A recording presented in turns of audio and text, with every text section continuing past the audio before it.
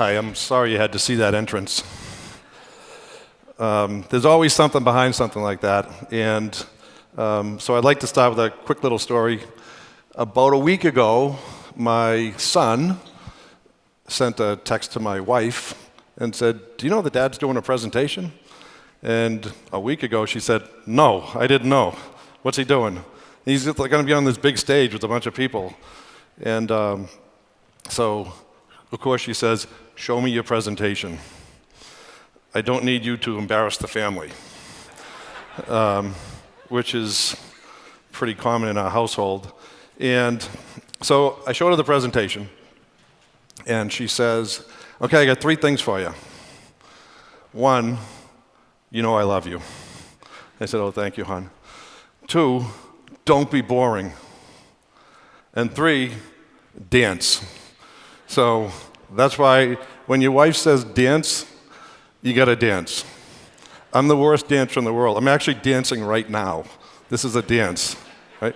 So that's my family. Then I'm walking down, to do this presentation about a half an hour ago, and I get a text, and I would show it to you, but my son just got married a few weeks ago. So my new daughter-in-law sends me a text and says, "Good luck, don't embarrass our family." So that's my house. So I'm going to try to share some stuff here with you, but what I'm really going to do is try not to embarrass my family. All right, so let's get started. I've been in this industry for a long time, tech, and I've been able to share in 1 or 2 big growth spurts, and it is unbelievable going through this experience. And right now, whether you are a partner, a customer, a UiPather, you're going to look back and say, that was an awesome ride. That whole RPA experience, it lasted for years. It was a rocket ship.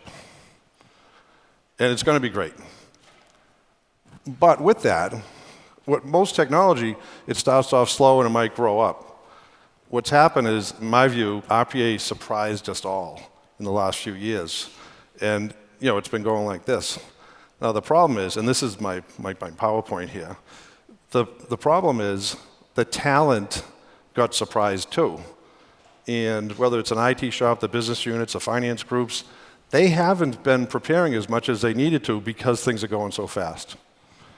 So that's really what the challenge is in front of us, and I think we can turn it into an opportunity. So I want to share what we're doing at UiPath, and then I also want to get your ideas. Feel free to email me and tell me you should be doing something different, because we have a great team back at UiPath, and they really want to make a difference. So if you look at this skills gap, there are some wicked smart people. I'm from Boston, so there are some wicked smart people out there. Thank you. And the New Yorkers? Yeah, well, there you go. So people like Forrester and Gartner and the World Economic Forum and IBM last couple of months, they talk about AI and RPA and this skills gap.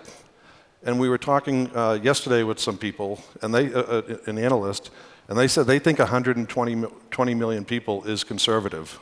So whether it's 80 million or 300 million, I don't even know what to do with that. We just have a big challenge in front of us. So we're doing a bunch of things. First of all, we can see from what we're doing for training, UiPath, we can see that we're going to train a couple of million people at least over the next few years. And these are things like the US government has asked us to work on the future of the American worker, and we committed to train 750,000 people in the next 5 years. India, China, we've committed to train 500,000 people in the next 3 years. We think we're going to blow those numbers away. France, 100,000. There's another country that's just asking us over the last few weeks to train 900,000 in about 6-7 years. So what's happening is people are seeing the skills gap, and they're coming and they're saying, to be competitive, as a country, to be competitive, we need to get our act together and start doing some training. So we can see this, but the programs we put in place, we want to multiply, because UiPath can't do it on our own. We just can't scale that much. So what we're doing is we're looking at this from a societal point of view, And we have been putting programs in place for youth, for upskilling, reskilling, universities, professionals are the upskilling, reskilling, people that need to change their jobs and get on a better path. Customers, of course, partners, industry, which I'll give you an example, and the governments, which I mentioned. So here's some faces to the programs. The young boy on the top left, he was actually from one of the youth programs that we ran, and they built their own bots. And this young guy is famous for, after he built his bot, he's famous for saying, "There's a ghost in my computer." So, the point there is, these young kids growing up in a digital world, they're not afraid to do anything. And all we have to do is give them the tools and introduce them to RPA, and it's just going to be natural for them. If you look at the top right, this initiative was actually started by Anna Chinka's community team, where Black Girls Code, there are different organizations across the US for Black Girls Code, and the community team did a build a bot type session, and these young ladies came in, very smart, very talented, the first time seeing RPA, and it was a huge success. Now the challenge we have is how do we scale that across the entire US? Because we can only do so much. So what we want to do is triangulate and get universities working with this particular organization and others, and UiPath, so we teach them how to fish, we train the trainer, and then it scales to thousands of people. The people on the bottom, that would be considered industry. Now, if my family hadn't migrated from Ireland in the 1880s, I might have been in this picture. And I think I kind of look like the guy on the left, but I don't want to insult him. But this group is what's called chartered accountants. And it's the equivalency of the US certified public accountants. So it's a really important financial accounting organization. The gentleman on the left, he's been studying RPA and AI for about the last 3 years. He's an entrepreneurial type, and he's the executive in charge of the curriculum for chartered accountants. So one of our upskilling, reskilling group went out and worked with him and the local UiPath team in Ireland, and we put together curriculum working with him, and now he is mandated in the curriculum that RPA, some AI, and the courseware, and the test. There's a mandatory test for every single chartered accountant student that has to go through because he feels RPA is so important for the accountant field. Then he went out to Japan. The chartered accountants in Japan, they're doing it. They're doing it in South Africa, and they're doing it in other countries too. So once we started with them, all chartered accountants we expect are going to be using RPA, UiPath, and within their mandatory certification. So that's how you start to spread things. So with this, I'd like to give John wanted to be here, but we couldn't set it up. So if you could roll the tape and get John's view. I think employers are at the cusp of waking up to this enormous potential that has been created for them. And I think that any accountant that has RPA skills stitched into the fabric of their qualification is going to place them in great demand going forward for the future, because these accountants will walk out into the marketplace with these skills sewn into their qualification. I think they're going to be in enormous demand, and I think they're going to bring enormous value to these employers. Okay, so whatever we do, it's always about Academy. That's our cornerstone. By the end of this year, 500,000 people would have subscribed to Academy. It's really important. And I got some excellent feedback from our customers this week. They said, keep going, keep adding more courses, keep refreshing courses, keep making it user-friendly, everything. So, but everybody was all in, it's good stuff. And then they also said, please keep it free. So the good news is there is nobody in UiPath saying it shouldn't be free. We made a decision 2.5 years ago to democratize RPA learning, and we're going to continue down that path. So that's really important.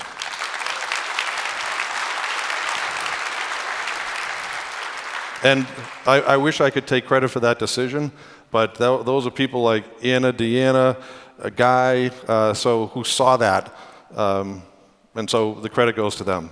Now, what we're doing is we'll continue to build courses for Academy, and then we'll leverage those courses, even though we might have to tweak them for the youth or tweak them for reskilling, but we'll put programs all around that so we get a bigger reach. We'll continue to some of these other things we're doing. We'll continue to work on certification. We'll continue to work on partner enablement. If you are a partner, the best training you've seen from UiPath is coming. We're putting more emphasis on it. We want you to be as strong, but actually even stronger than our employees, because we want you up to our level on UiPath, but then you bring so much more in the total solution. So we want to continue to get you up to speed. And so there are a bunch of other things. Learning consulting, which is listed on the right. Daniel mentioned Singtel, the UN, PwC, and a couple other companies that are doing tens of thousands of people. So PwC, I've known PwC for a while. I've worked with them. They have one of the best training organizations in the entire globe. But RPA is new. So when they came to us and said, hey, can you help us train 50,000 people? We sat down and we all of us acted like learning consultants, like what's the best thing to do here? How's the best way to train all those people in such short a time? And that was the 50,000 is the beginning. So we have a learning consulting group that works with companies to help them figure out how to do this, because a lot of companies aren't sure what the first step should be. So I want to switch to Academic Alliance. A year ago at Forward 2, I announced Academic Alliance. We had one university on the stage, and we didn't have anything. We didn't have contracts. Even though it's all free, we didn't have contracts, didn't have the courseware, didn't have anything. But one university that was interested. Less than a year later, and we've really only started recruiting these companies these universities about 10 months ago. Today we hit 370, so we'll probably end the year at about 420. Now, it's more than just courseware. We don't just send the courseware out. We help to train the professors. We bring them into the community. So all the great work that our community people are doing, we bring the students and the professors into the community, so now they're part of our total ecostructure. This is the best way for a university to introduce RPA and get our students, our future workers, up to speed. So we're pretty proud of it. And here's the family picture. There's only about 40, so I don't know what we're going to do next year. An announcement right now is a robot for every student. If you are an Academic Alliance and you're teaching our course and you're engaged with us, and let's say you're teaching 30, 100 people, we want you to be able to leverage our software for every other student in your university. So we have a couple of universities that have said they're going to train, a few 100,000 people, but they have 40,000 people in the 40,000 students in the university. We want every single one of them to have a UiPath Studio. So that's the direction we're going. We believe every student across the globe should graduate knowing RPA. So with that, I would like to bring up two special guests. And if you can come on out now. These people have huge passion, and I'm really happy and proud to be working with them. So Kurt Carlson from the College of William & Mary, and Matt Poole from the University of Auckland. Sure. Thanks, Tom. All right, so first, why don't you introduce yourself and your university? Oh, sure. Kia ora. Hello, everyone. Matt Poole, University of Auckland, from Aotearoa, New Zealand. So we're Kiwis, yes, we're Kiwis, which means we're like UiPath. We're humble but proud. You have to be humble when half the time your whole country disappears off the edge of the map because they want to save paper. So we're a university. There's 45,000 of us, students and staff, 8,000 international. It's a comprehensive university, so medicine, law, business, economics. Oh, let me think now. Education, social work, architecture, design, fine arts. Yeah, you get the idea. So quite a lot of it. As I say, we are humble but passionate, and so we were both humble and proud when earlier this year the Times Higher Education Review ranked us as the most impactful university in the world as far as impact on society goes, which was measured against the 17 UN SDGs, which you might have seen up here on the wall last night. And so we think that's great, and it's a lovely thing, because part of our charter, what we're charged with, is we are charged to be the critic and conscience of our society. So it's a wonderful place in that way, that we're actually not only allowed to, but encouraged to make a difference beyond the walls of our institution and right out there across our society and beyond. And so that's what we're about. All right, thank you. Kurt? Thanks, Tom. I'm the Associate Dean of Faculty and Academic Affairs at the Raymond A. Mason School of Business at the College of William & Mary. We are, in many ways, a baby business school, about 50 years old, about $75 million in endowment. We're trying to sort of box above our weight, punch above our weight, if you will. And we're doing that under the umbrella of a university that is the second oldest university in the United States, second only to Harvard. So how do you do that when you're a baby business school? It turns out that if you're nimble and you're innovative and you partner with great organizations like UiPath, you can make these things happen. So we presently have the number 5 undergraduate business school among public universities, number 12 undergraduate program if you include the privates. We have the number 30 MBA program, and that's all happens because we're nimble and we're innovative. And so when we were looking for ways to make sure that our students could be career ready, we bumped into an organization that also happens to be innovative and nimble in UiPath, and developed this wonderful partnership. And after we started talking for just a little while, it was obvious that the path forward should be a bot for every student. And so we co-conceived this idea, this crazy idea, and now we're trying to operationalize against that. And we're working hard to build a template, a series of curriculum that will be useful not just for people who are in computer science to pick up this automation, but students in business. Obviously, that's my interest in the business school, but then students in government, in economics and philosophy. So we're building a template that we believe can be adapted and leveraged across the entire university. If we have our way, we will get there. In the next year and a half, every student at William & Mary will be using bots. Right now, every undergraduate business student in the business school at William & Mary has a bot on their computer. Thanks. Thanks, Kurt. And by the way, it was my idea on the bot for every student. All right. Talk a little bit more about your vision and impact to the students. What's the effect? Well, we started working with UiPath a couple of years ago, 2017, and this was on the professional side of the business, which is where I'm from, and not an academic. However, then we had a lot of fun. We liked it. We liked what it was doing. We were actually quite good at it. The people we worked with were great. We were enjoying this, so we thought, well, okay, it's time we should be teaching us some demand on the market. And we had our friends in PwC and UiPath were locally going to help us construct it. Then fortunately we heard about Tom and Academic Alliance, which made our life a lot easier.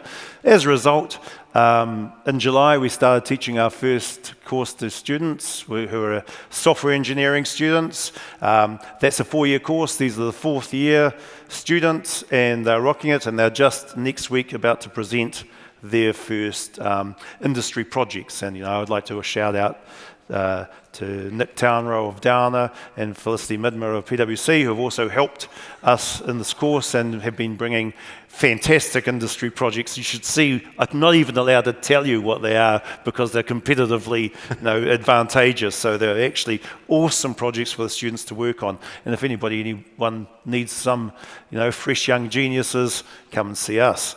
But that's fine. But then what else? So all right. So we've also been we've been teaching youth in South Auckland, also in automation. So these are disadvantaged youth who have no real access to technologies, and so trying to lift them up.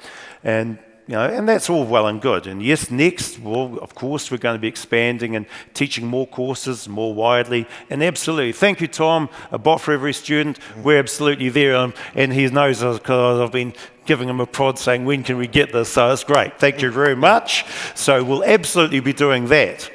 But then so what? So what? So we're teaching our students, well, that's what universities do, right? Yeah. So what about the society? If we're going to be worthy of this number one for societal impact, if we're going to be the critics and conscience of our society, we have to lift up the whole nation. We can't leave anyone behind. So what are we going to do about that? We've started working with the Ministry of Social Development. They are New Zealand's government agency, looks after social welfare, employment and so forth. It's about a third of the New Zealand government budget.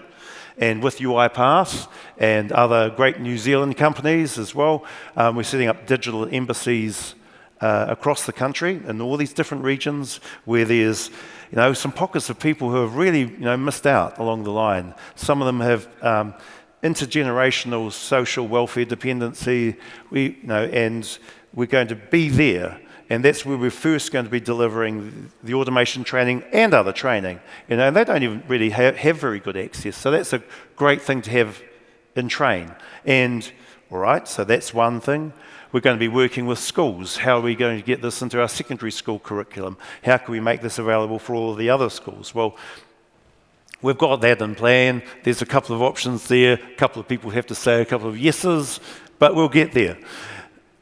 Yeah, but that's not really enough, is it? Because then, really, if we're going to be worthy, we have to be able to lift up the whole country. We have to make sure we hit every strata, every age group, every region.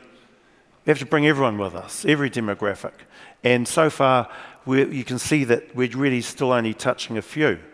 And yet we've got to make sure that our whole nation is familiar with automation and AI. We have to get them to the stage where instead of going into a room and saying automation and AI and everyone goes, ooh, scary, we want to be at that stage where everyone's going, oh, God, it's a bit boring, it's a bit like Excel, and it's just like a hammer, you want them to be able to know what it is, how to use it. They mightn't be any good at using it. They might need to get somebody else to use it, but they at least all are familiar and have enough skills that they can do it themselves, and so that's where we have to be really within a couple of short years. And the great thing is, because it is a flexible, nimble society, and we do have great partners and we have great allies, we actually can get there. I mean, it's a great thing. Thank you. So with our last 2 minutes, what's going on with you? Well, the challenge is how do you take 19 and 20-year-olds who are not computer science trained and present them with this tool and then figure out how to help them leverage it. And so the first thing is you just have to create awareness, put the bots on their computers, train them on how to use them, the basic stuff. Then you got to build a thirst. So you got to show them the potential, not just to automate processes, but to bring new processes to the world that perhaps don't exist right now, because nobody would ever conceive of such a process because it would just be too mundane or too impossible to actually execute in an ongoing basis.